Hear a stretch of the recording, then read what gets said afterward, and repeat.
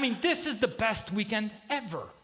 I mean, if you're one of those individuals and you're sitting on the fence, you're thinking to yourself, I'm not sure about this whole Christianity thing. You've read a couple of books. You might have listened to a couple of sermons. Maybe you studied a little bit, but you're just not sure. Well, this is the best weekend ever.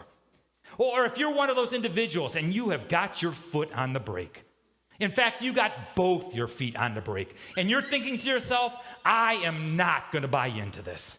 I am not going to buy into Christianity. I am not going to buy into the resurrection. Well, once again, this is the best weekend ever. And I don't really know why you're here. I mean, maybe you're here because someone promised to take you to lunch immediately following the worship service. Or maybe you're here this morning because your grandma forced you to be here this morning. Or you know what? Maybe you're here because she's cute. And if I got to go to church with her in order to get a date, well, then I'll go to church. I mean, I don't know why you're here, but you know what? This is the best weekend ever.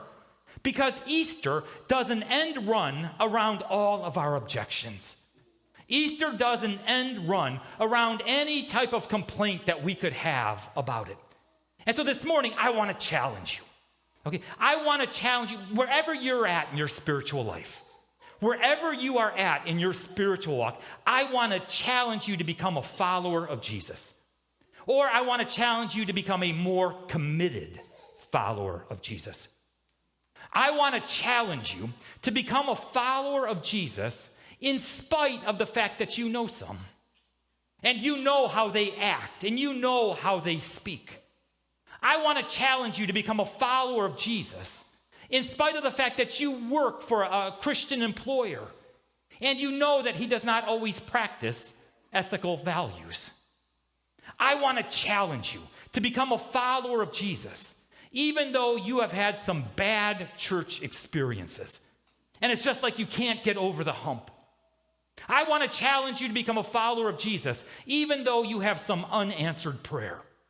Or at least God is not answering your prayers the way you want him to. I want to challenge you to become a follower of Jesus, even though you are in the midst of a storm of life, and you are struggling, and you are hurting, and you're questioning, and you're wondering, God, why me? Why is this happening to my family? Why is this happening to a loved one?